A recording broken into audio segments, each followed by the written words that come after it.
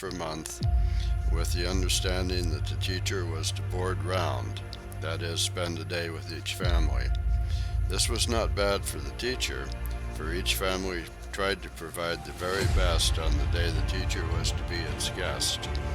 I recall that I looked forward with an anxious appetite to Teacher's Day at our little cabin. This experience of a whole race beginning to go to school for the first time presents one of the most interesting studies that has ever occurred in connection with the development of any race. Few people who were not right in the midst of the scenes can form any exact idea of the intense desire which the people of my race showed for an education. As I have stated, it was a whole race trying to go to school. Few were too young and none too old to make the attempt to learn. As fast as any kind of teachers could be secured, not only were day schools filled, but night schools as well. The great ambition of the older people was to try to learn to read the Bible before they died. With this end in view, men and women who were 50 or 75 years old would often be found in the night school. Some day schools were formed soon after freedom, but the principal book studied in Sunday school was the spelling book.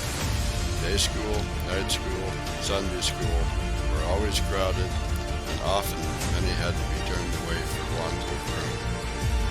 The opening of the school in Kanawha Valley, however, brought to me one of the keenest disappointments that I ever experienced.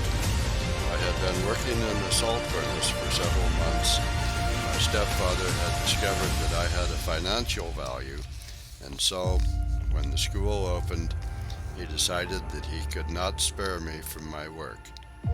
This decision seemed to cloud my every ambition.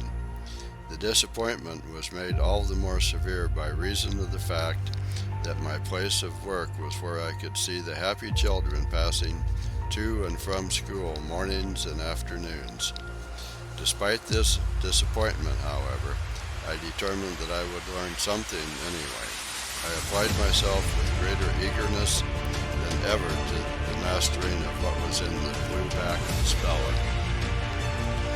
My mother sympathized with me in my disappointment and sought to comfort me in all the ways she could and to help me find a way to learn. After a while, I had succeeded in making arrangements with the teacher to give me some lessons at night after the day's work was done. These night lessons were so welcome that I think I learned more at night than the other children did during the day.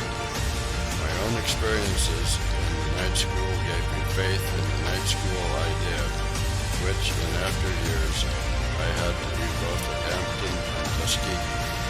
But my boyish heart was still set upon going to the day school, and I let no opportunity slip to push my case. Finally I won, and was permitted to go to the school in the day for a few months with the understanding that I was to rise early in the morning and work in the furnace till 9 o'clock and return immediately after school closed in the afternoon for at least 2 more hours of work.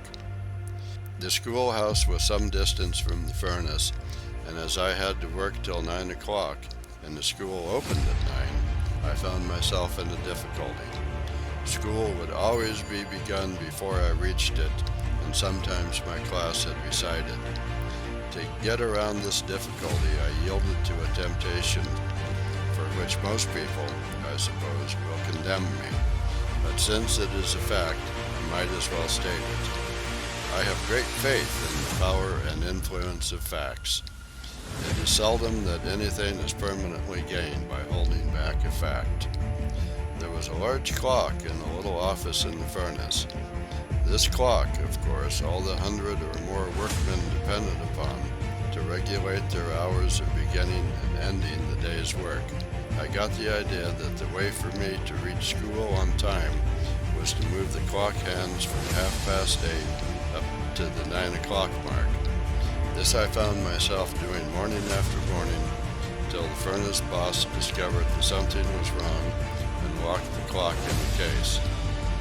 I did not mean to inconvenience anybody. I simply meant to reach that schoolhouse in time.